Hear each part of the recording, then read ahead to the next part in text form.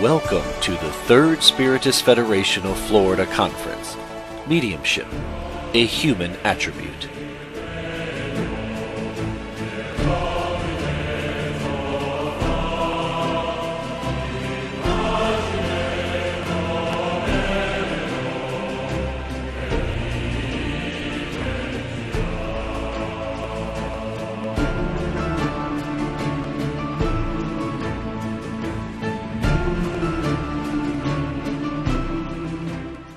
Please join me in welcoming Dr. Alberto Almeida.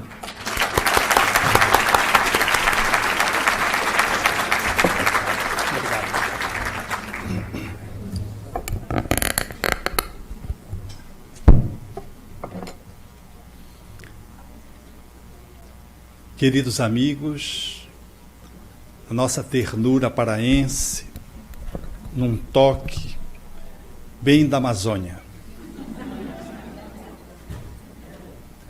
O sino plange interna suavidade.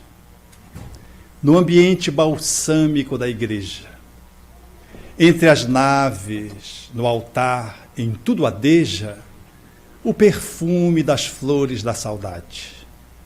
Geme a viuvez, lamenta-se a orfandade. E a alma que se libertou do exílio beija a luz que resplandece e que viceja na catedral azul da imensidade. Adeus, terra das minhas desventuras. Adeus, amados meus, diz das alturas a alma o azul do céu singrando. Adeus, choram as rosas desfolhadas.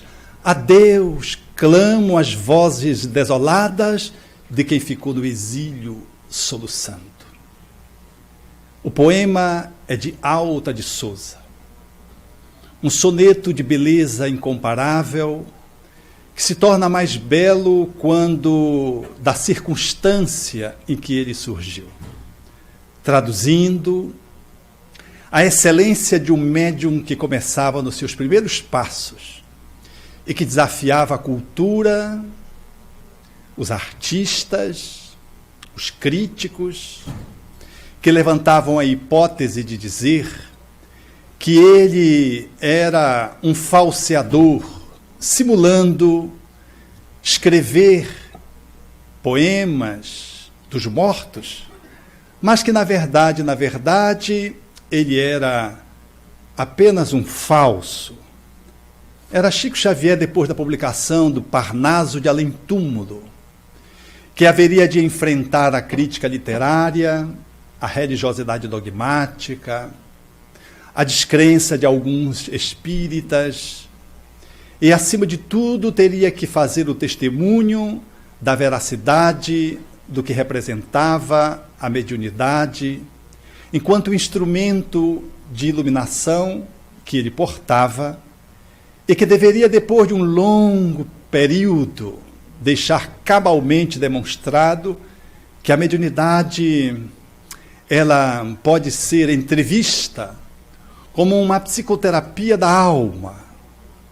Tal são os benefícios que ela enseja a partir de um olhar que foque nos aspectos emocionais e que tragam a transcendência do ser como perspectiva existencial.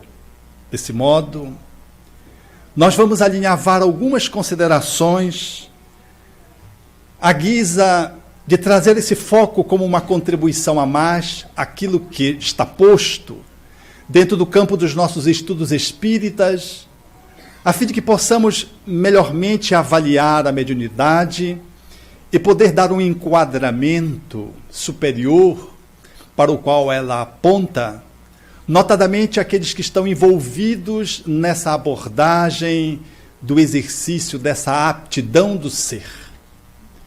Especialmente para aqueles que estamos lidando com a mediunidade, na conta de médiuns ou não médiuns, ostensivos ou não, todos aqueles que estamos nesse campo do intercâmbio mediúnico, podemos entrever a mediunidade nessa amplitude que nos faz dar à mediunidade uma valoração que supera uma análise às vezes rasteira e imediata, que não dá conta de poder avaliar a sua imensidão nos benefícios que ela é capaz de proporcionar.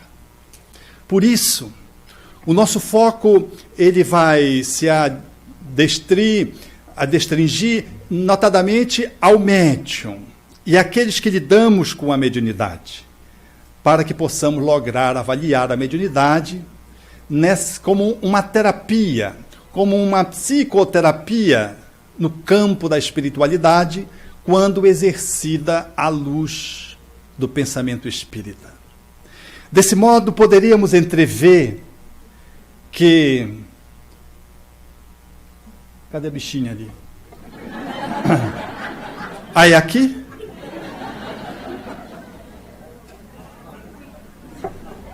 Pronto. Eu pensei que era algum botão, porque eu sou expert em robótica. Eu até para apertar o botão do liga ou do desliga, eu levo choque.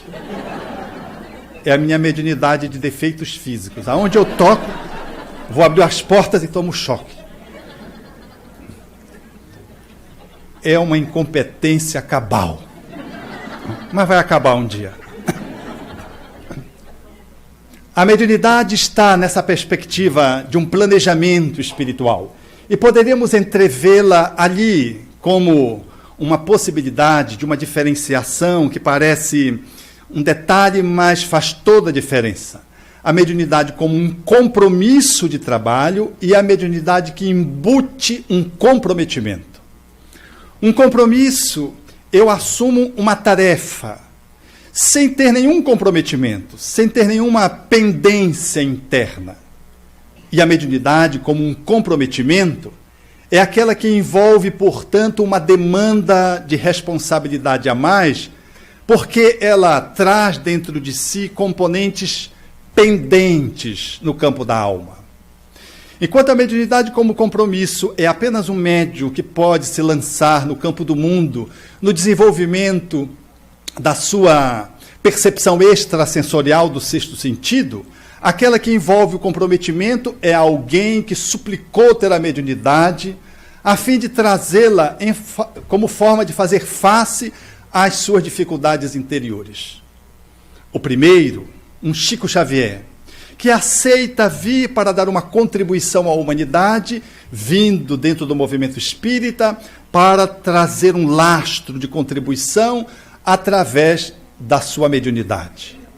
Uma alma que traz a mediunidade como um processo que deveria desaguar numa missão, em termos de uma contribuição para a humanidade, e se conclui no mediunato. A mediunidade enquanto comprometimento, diz o Espírito Emmanuel, são aqueles que nos envolvemos com a mediunidade e que, na esmagadora maioria, fracassamos desastradamente. E ao fracassar desastradamente, nós suplicamos a mediunidade como uma ferramenta, como instrumento de trabalho, para poder mediar as nossas encrencas internas. O primeiro já vem limpo para dar uma contribuição. O segundo vem lameado para tentar se limpar, ajudando a limpar os outros. Um é um compromisso pelo compromisso do desenvolvimento dessa habilidade extrasensorial. O segundo é alguém limitado que tem emprestado a mediunidade como uma forma de trabalhar as suas sombras internas.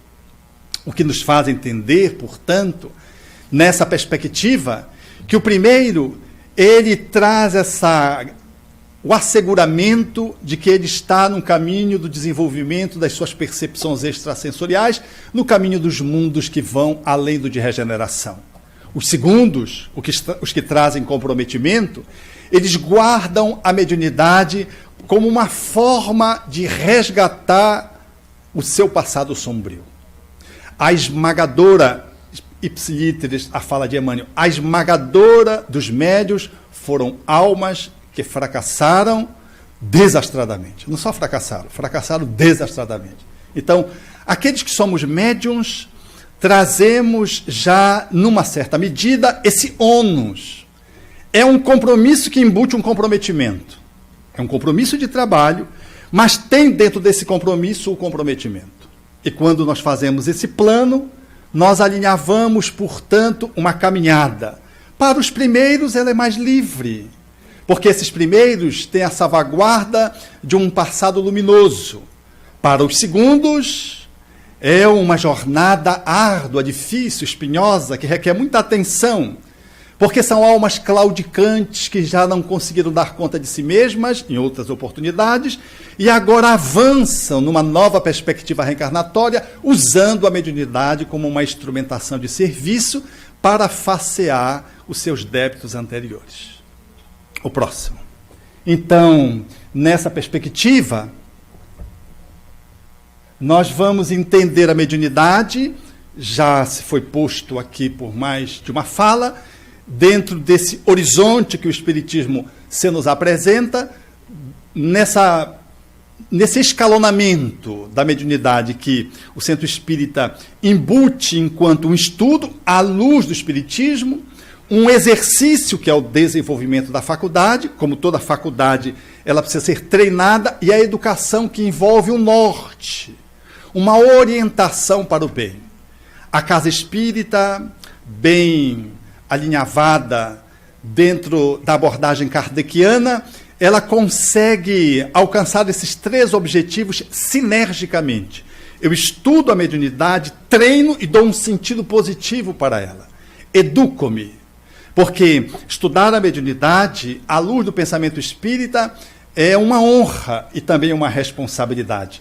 Porque nós temos uma vasta literatura que esquadrinha a mediunidade com uma propriedade incomparável. O exercício é feito de forma psíquica. Não temos nenhum aparato, nenhum talismã, não temos nenhum ritual. É uma reunião psíquica, uma reunião inteiramente subjetiva, que envolve, portanto, um trabalho notadamente de alma, não obstante ela seja uma faculdade do corpo. É, portanto, no desenvolvimento, no exercício, no treino, que a casa espírita vai abrir o espaço para que os médiuns, nessa abordagem kardeciana, que estão com acessibilidade favorável, possam, então, exercitar essa faculdade. E o arcabouço espírita, como nas suas consequências finais, na sua aplicabilidade útil, fala dos aspectos ético-morais, então inclui, dentro da perspectiva do trabalho mediúnico na casa espírita, essa orientação da evangelização, que é o processo educativo, que se dá na reunião, mas especialmente se dá fora da reunião. Se o estudo ele tem um espaço de excelência dentro da casa espírita e o treino deve ser feito dentro da casa espírita, fundamentalmente o exercício da faculdade, o desenvolvimento dela, a educação é um trabalho que se faz mais fora do que dentro, porque é um trabalho de caldear a alma, de promover a purificação da alma, portanto, um movimento de autoeducação contínuo de vários dias, de várias horas por todos os dias, que poderíamos assim, na fala dos espíritos com André Luiz, dizer que é um trabalho que vai de 24 horas a cada dia, dos 7 dias da semana. Enquanto que a reunião da educação, do treinamento e do estudo, ele envolve 1h30, 2 horas, o trabalho da educação envolve o contínuo da vida, envolve todo o tempo, até quando você dorme. Você está num exercício de educação da mediunidade.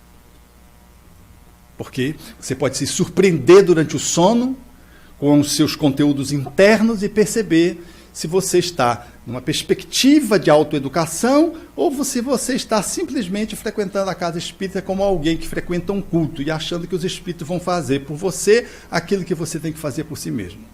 Sai do corpo e se conecta com as entidades, ou agride as entidades, como vi certa feita o companheiro dizer, não, eu dei um soco na cara do espírito. Ou outro, que o espírito veio, o agrediu, e ele acordou, sentou-se na cama, e foi ficando indignado, porque aquele espírito tentou engasgá-lo, e foi por cima, e caiu num canto da sala, do quarto, e ele pensou em Jesus e se viu livre, e acordou com aquele pesadelo. Sentou e ficou pensando. Aí foi dando uma raiva, porque era um espírito, parece um armário, quando ele saiu do corpo. E ele foi se tomando, então, de uma raiva e disse, se eu tivesse um pau, eu ia dar nesse espírito. E ele, então, se viu fora do corpo com um pau e saiu correndo atrás do espírito, varando, e foi deixar o espírito longe. Para o azar dele, ou para a sorte, azar e sorte são duas palavras que nós estamos usando aqui no sentido figurativo, à noite era uma reunião de desobsessão que ele coordenava. E tinha um companheiro do interior que veio saber como é que se faz uma reunião de desobsessão, como é que se dirige uma reunião de desobsessão. A primeira entidade que se comunicou foi justo aquela que dizia assim, você é muito agressivo. E ele dizia, não, de modo algum, disse, você é um brutamontes. Mas se eu fui, aí ele pensou que ele estava falando do passado, porque ele não é uma pessoa assim grosseira no cotidiano. Disse, não, depois que o diálogo foi transcorrendo e não engatava, a entidade disse, você correu de pau hoje para me dar. Quer dizer, ele estava jogando a coisa para o passado, por outra vida, não era de outra vida, era dessa vida e era naquele dia. Ou seja, era um passado tão recente de algumas horas. Ele me disse, Alberto, eu não tinha mais nada para dizer para aquele espírito, só fiquei calado. E o espírito começou a me agredir. Eu não tinha o que dizer para ele, não podia falar de um passado, não existia passado. Eu tinha claramente tudo o que ele estava me dizendo era verdade.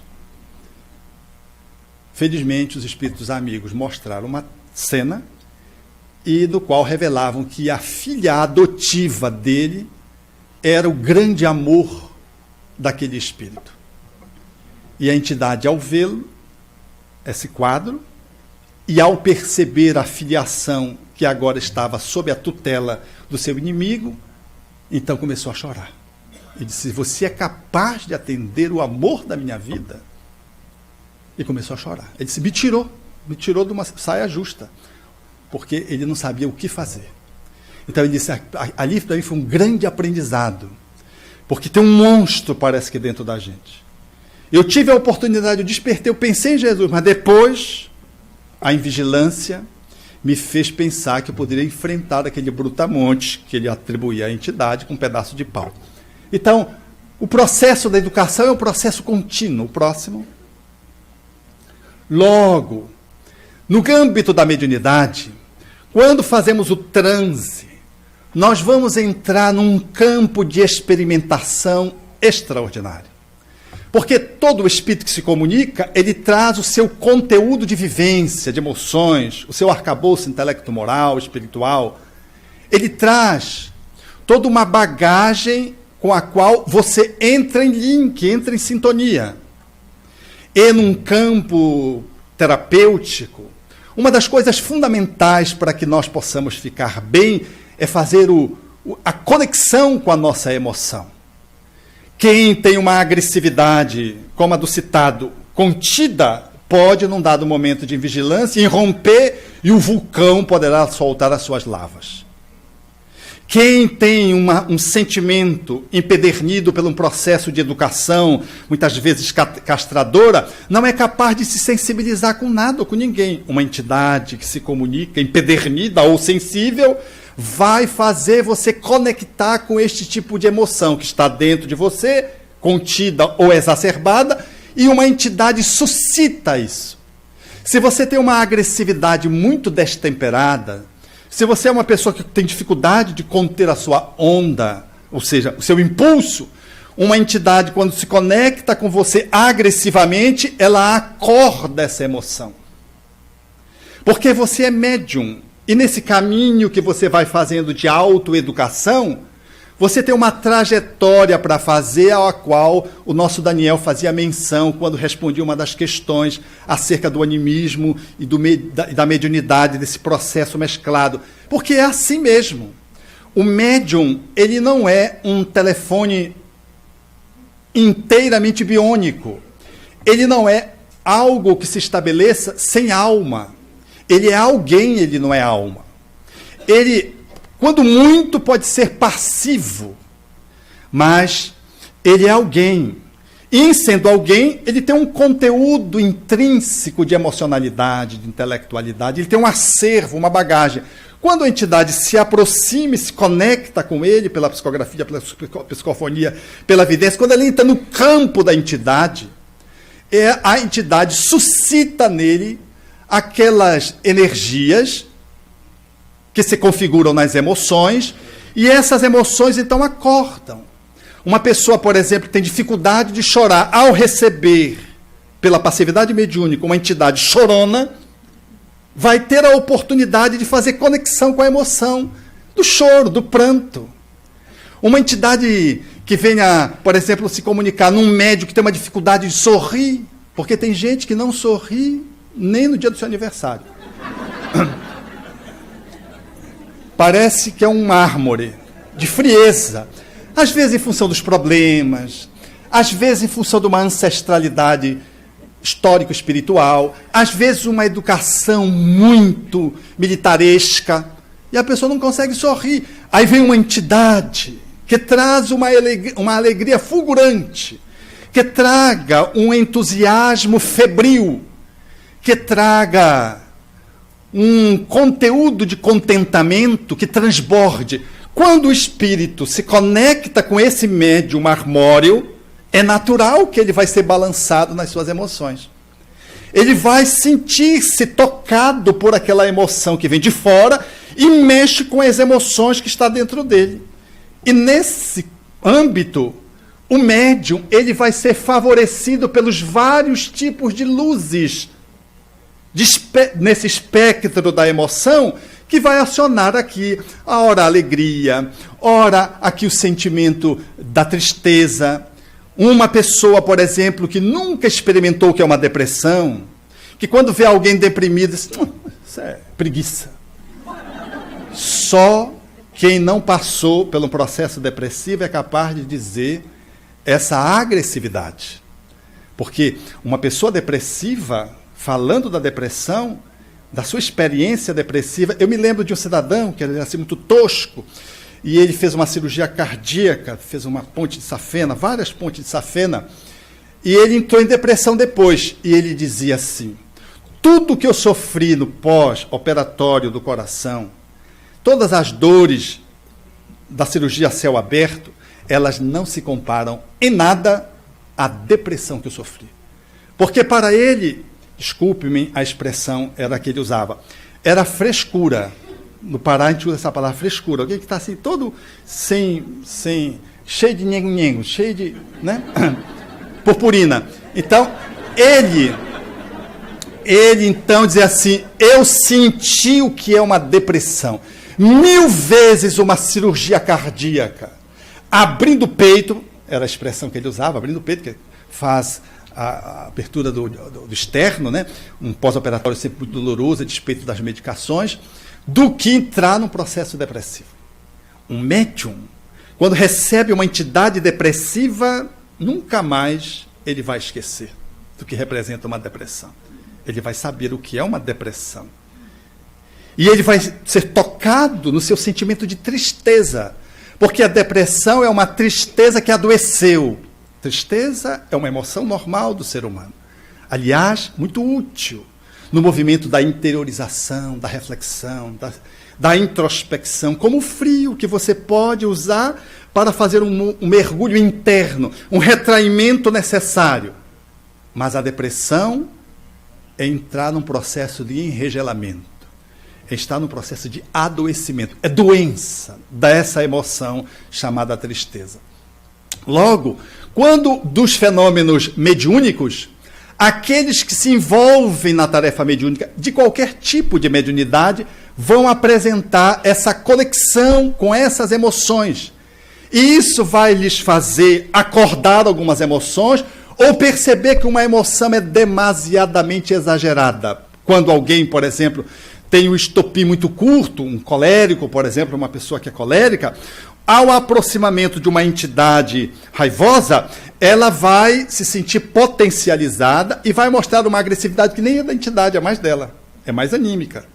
E ela vai sentir dificuldade em controlar, porque ela já tem dificuldade de se controlar no cotidiano. Mas um plusinho de uma entidade, aí ela vai ter dificuldade mesmo. E não será de admirar que ela possa fazer uma movimentação inadequada, queira esbofetear alguém, queira empurrar as cadeiras, subir na mesa, levantar a mesa, de tão desorganizada emocionalmente que ela está.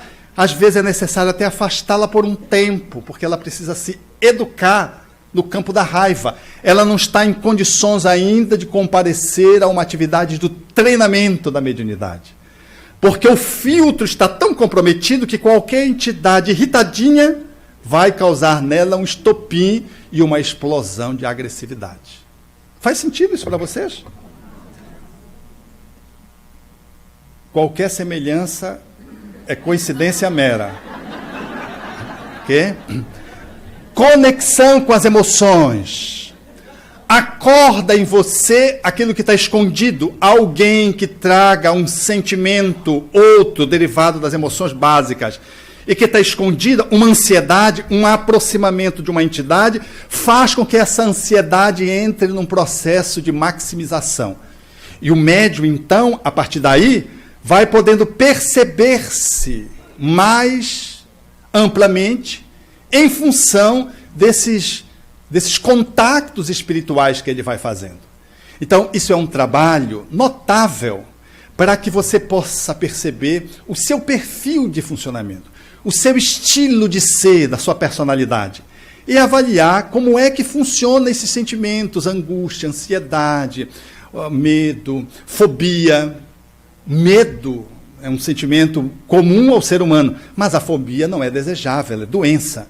Então, se uma entidade se aproxima de você, ela acorda o teu sentimento de medo, e você sente aquele sentimento de medo numa exageração que se caracteriza o quadro fóbico. Uma ansiedade intensa configurando um quadro fóbico.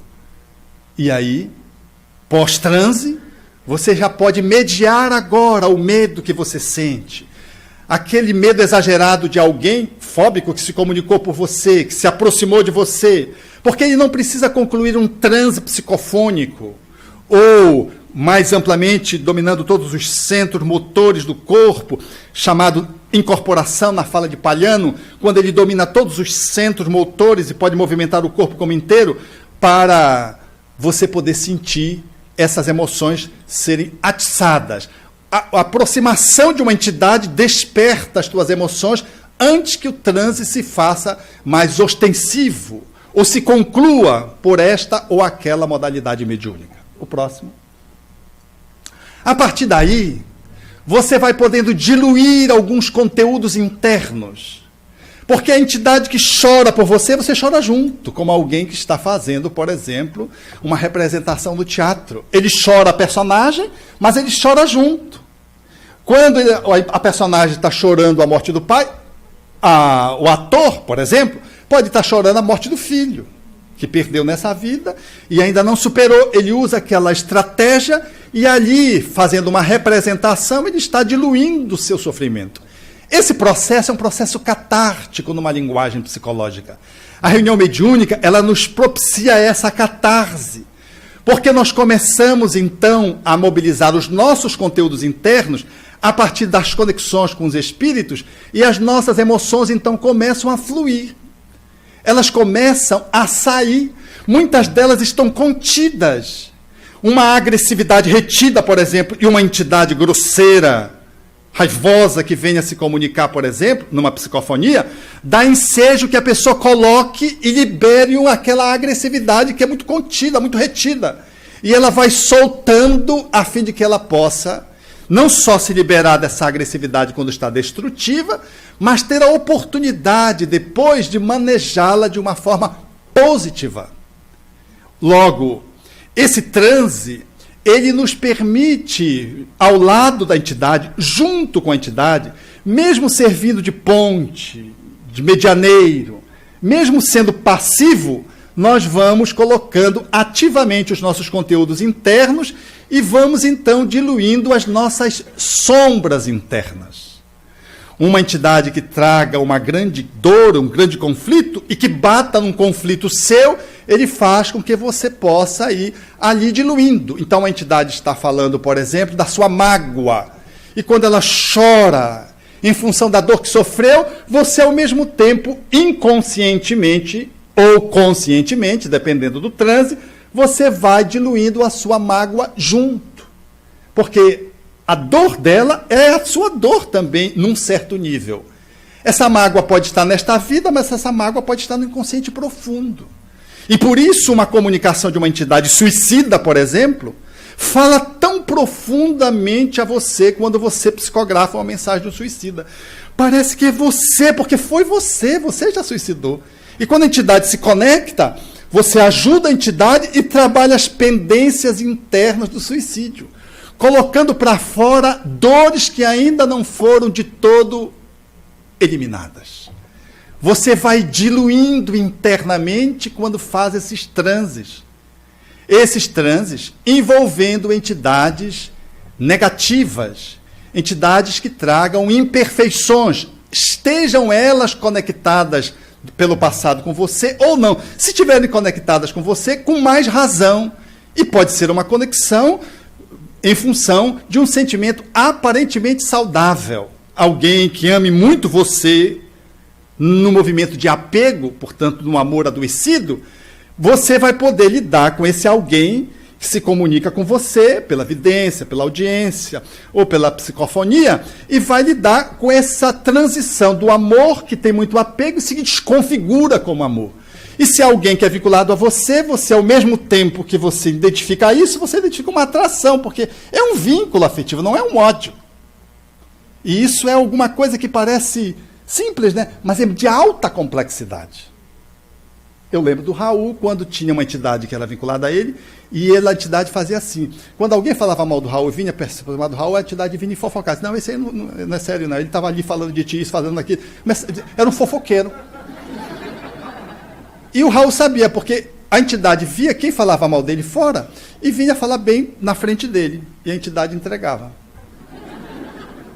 O Raul uma vez estava no carro e perguntou para um juiz o que é que era vara. Aí o juiz começou, mas como, Raul, você não sabe o que é vara? De onde vem a palavra varas, as varas da justiça? Como? Começou a organizar. A entidade foi fofocou tudo que era varas.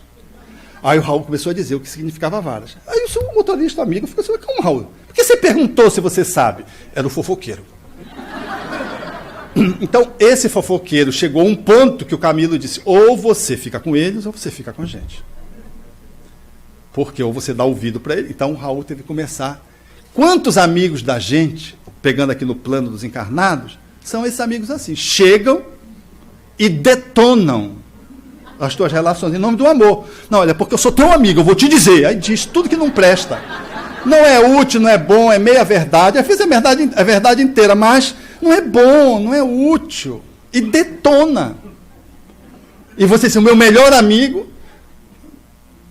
Então, nós vamos aprendendo a lidar com esses companheiros que vêm e vamos diluindo o apego, porque ao tempo que a gente quer soltar, a gente quer prender também. A gente gosta de ser acolitado, de ser, né, paparicado, mas é uma manifestação, às vezes, de amor abusada.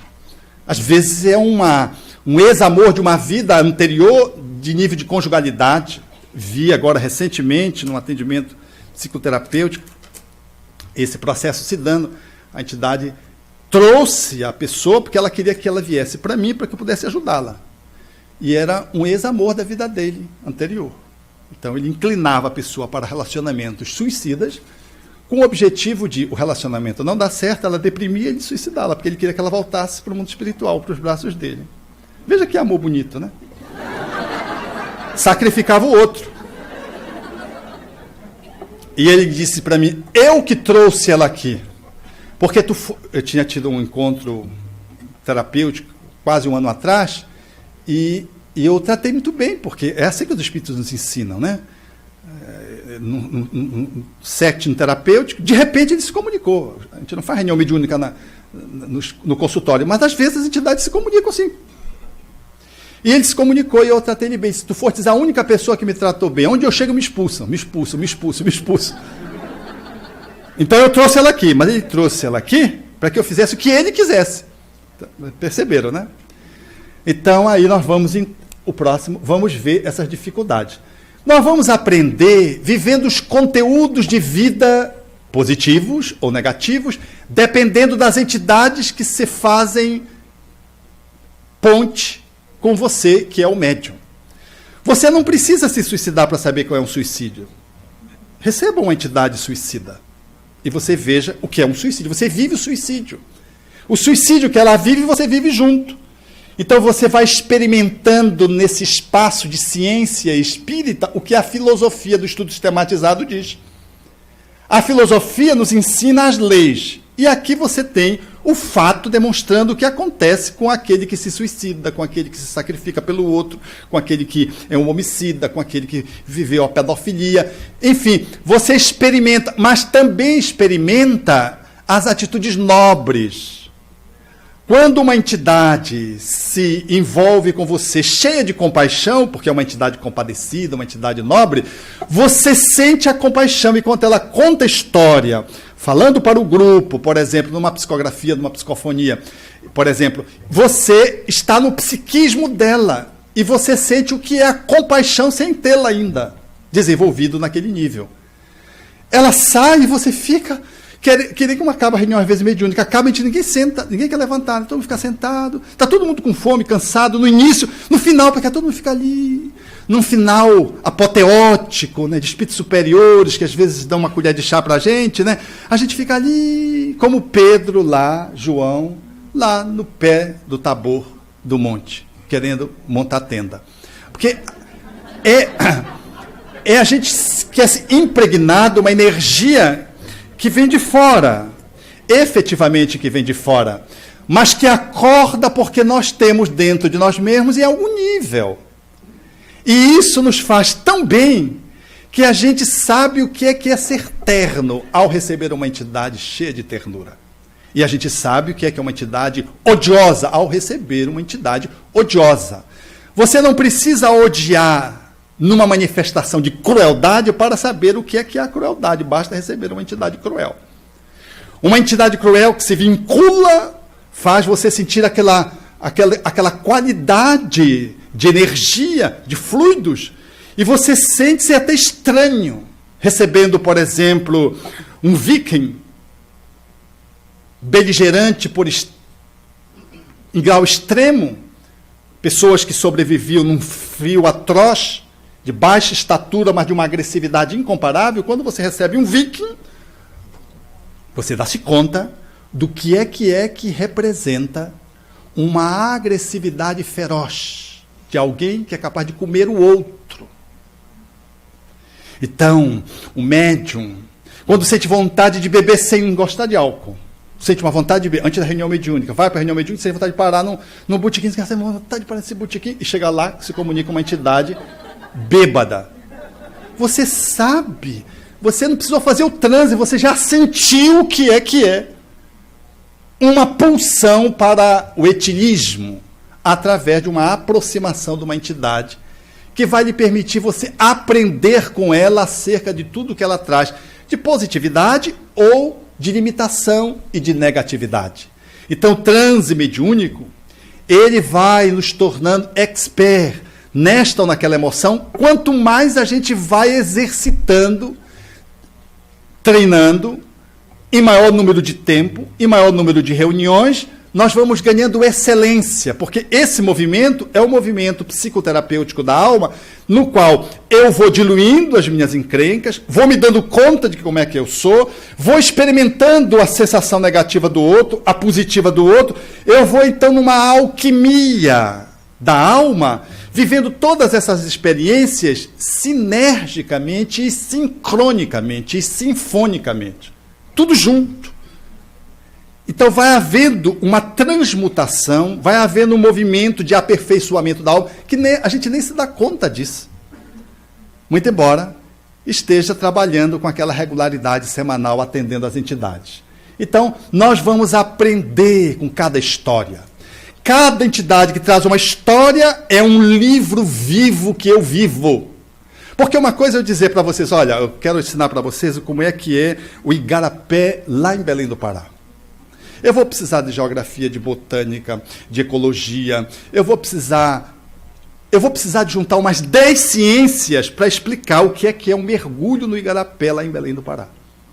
Como é que é a água, como é que é o fundo cheio de lama, com um negócio de umas folhagenzinhas, piabas tocando na tua pele, mordiscando a tua pele, aquela coisa gélida, aquele calor fora, aquela coisa gélida, aquela água gélida.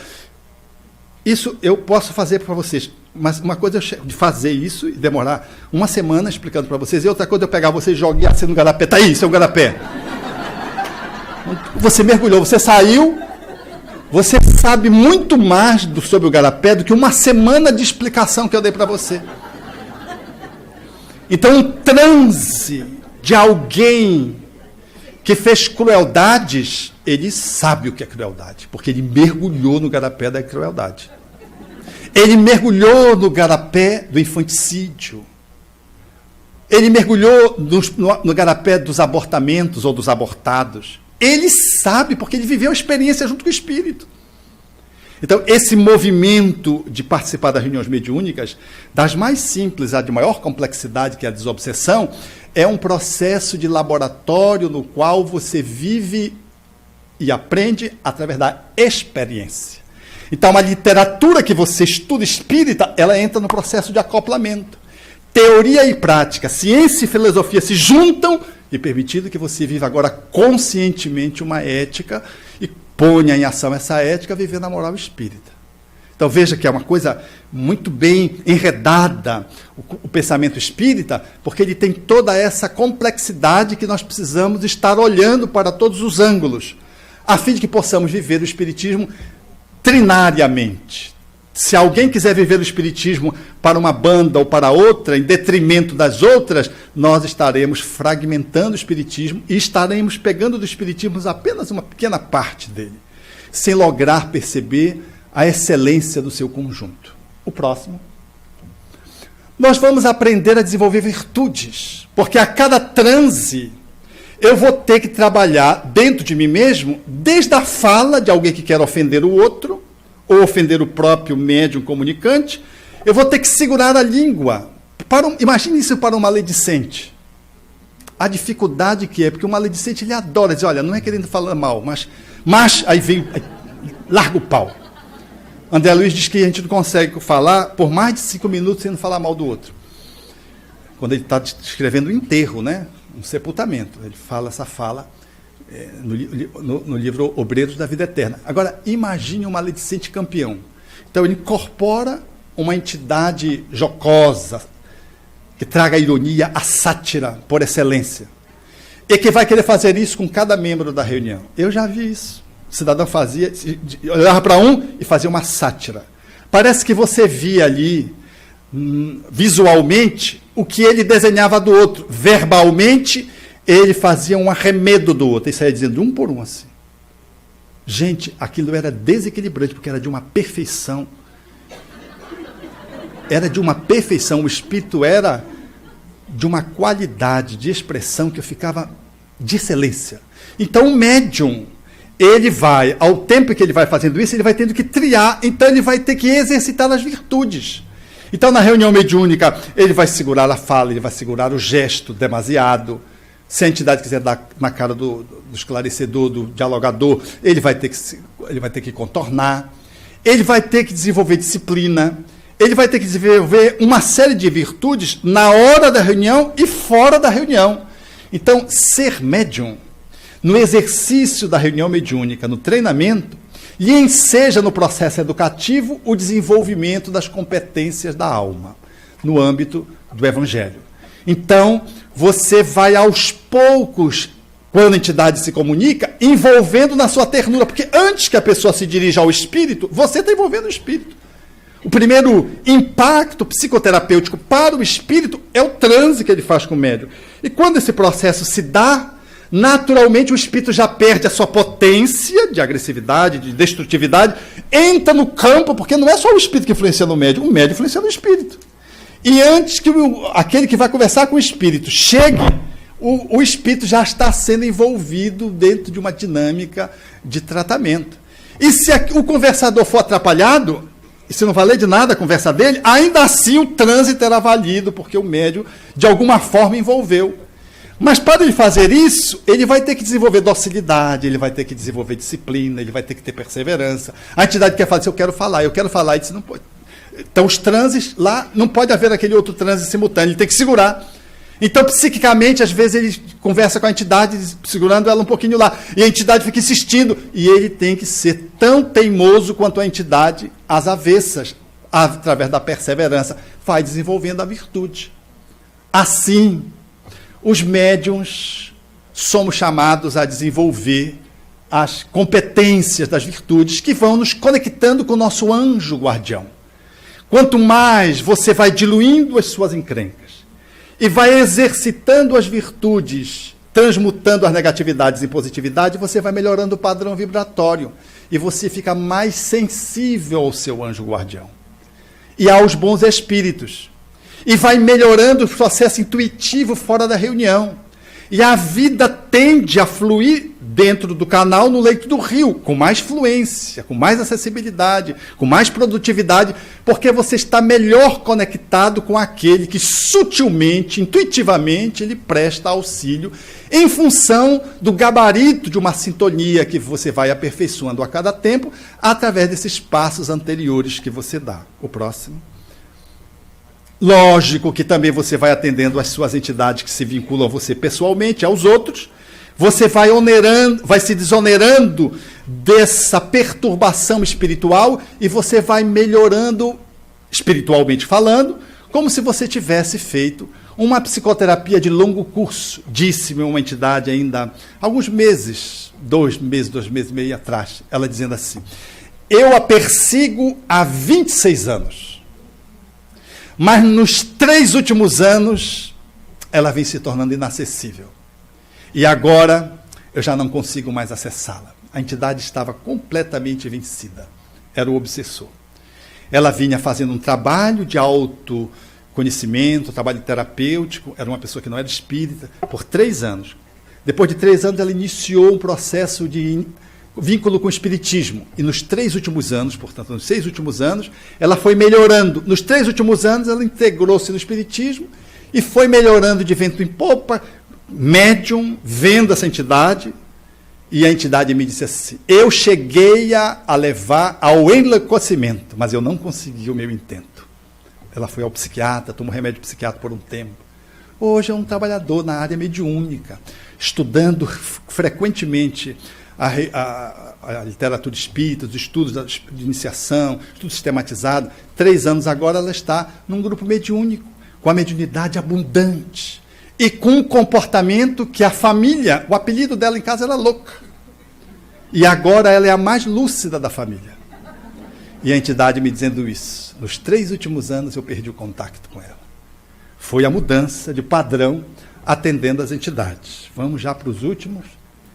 Portanto, a possibilidade de participar da reunião mediúnica é a possibilidade de viver o espiritismo experimental, que é essa obra chamada O Livro dos Médiuns. Kardec coloca no frontispício da obra Espiritismo Experimental, que, num trocadilho de palavras, a gente pode dizer que é viver o espiritismo prático, no sentido da prática mediúnica propriamente dita.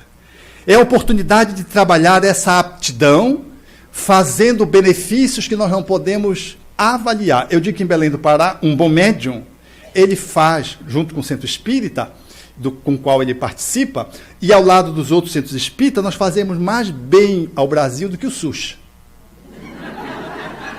Conte quantas entidades você atende. Suponhamos que você atenda 2 por reunião. Por mês, 4 vezes 2, 8. Aí você pega um ano, 800, 1.000 entidades. 10 anos, 10.000 entidades. Só você. É uma população, 10.000 é uma população. Mas quando você atende um, você atende a família que ela perturba, o outro que ela obsedia. Você atende uma rede. Então, nós não somos capazes de avaliar, nessa sessão prática, os benefícios que a gente causa. No nosso processo psicoterapêutico da nossa alma, a gente vai melhorando e a gente vai melhorando aqueles que estão no nosso entorno. E quem chega perto da gente melhora também, se optar por isso. Porque a nossa influenciação, ela é muito positiva. A gente atende os obsessores do outro, as mensagens positivas vão para o outro, e trava-se um campo de influência muito positivo. Imagine quantas pessoas o nosso Divaldo beneficiou aí, sendo só ele trabalhando a mediunidade do jeito que ele trabalha ao longo desses mais de 60 anos. Você imagina a rede em desdobramento, onde você chega, tem um caso para contar, exemplo do Chico. Então, essa parte é muito importante. E a última é, ao tempo em que você faz isso, você vai exercitar a caridade, que é a prática do espiritismo. Se na primeira você vive o espiritismo prático, ou seja, a parte experimental do espiritismo, na segunda você vive o espiritismo enquanto vivência. É efetivamente a prática do espiritismo. É o exercício da amorosidade, que nos dá ensejo de poder dizer que nós somos almas, psicoterapeuticamente falando, resolvidas, no movimento de aperfeiçoamento, de individuação, no movimento de aclaramento do nosso ser, no movimento de autoiluminação progressivo dentro do nosso campo de possibilidades possível. O exercício da prática do espiritismo, através do espiritismo prático, nos permite, portanto, o gabarito de alcançarmos a excelência de uma vida harmônica. Não sem problemas, harmônica. Os problemas vão, você toma os problemas e avança. O conflito vem, você toma o conflito e avança. Vem de dentro, você toma, resolve. É assim que é uma vida saudável. Uma pessoa terapeuticamente está bem, não é porque ela não tem nenhum problema, é porque ela ganha maestria na resolução dos problemas que vêm de fora e que bate com os problemas que vêm de dentro. E cada um que vem é a nova demanda, é a nova fatura. Ele vai resolvendo, ela vai resolvendo. E esse movimento é um movimento da autoiluminação progressivo, que começa do jeito quando você escolhe e não vai terminar nunca, porque esse movimento só vai terminar lá no planeta celeste. Então é um trabalho que você não precisa ter pressa, mas precisa começar como o Chico começou.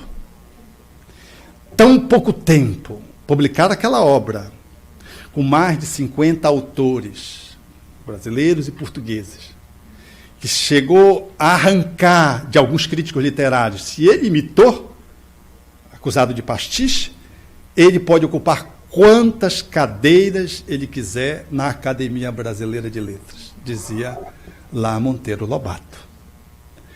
Arrancando de Humberto de Campos o rasgo de elogio em função de um homem ter o primário e ser capaz de produzir aquela obra que iniciou a sua atividade mediúnica monumental e que deu ensejo que o padre o desafiasse no enterro, dizendo, então, tu recebes os espíritos, não é? Um dos biógrafos narra essa passagem. Então, recebe os espíritos aí. Ele estava no enterro.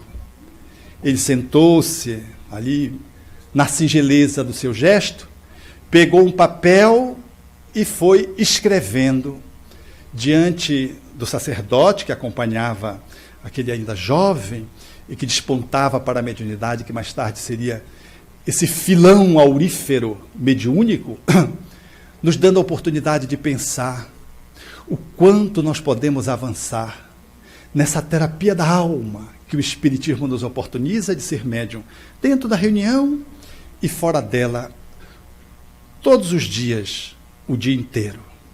O sino soa em terna suavidade.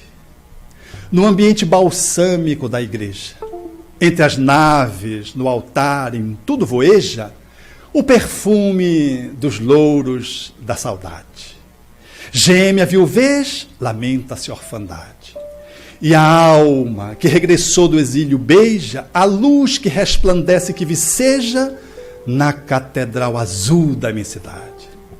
Adeus, terra das minhas desventuras. Adeus, amados meus, diz das alturas a alma o azul do céu singrando. Adeus, choram as rosas desfolhadas. Adeus, clamam as vozes desoladas de quem ficou no exílio soluçando. Alta de Souza. Obrigado.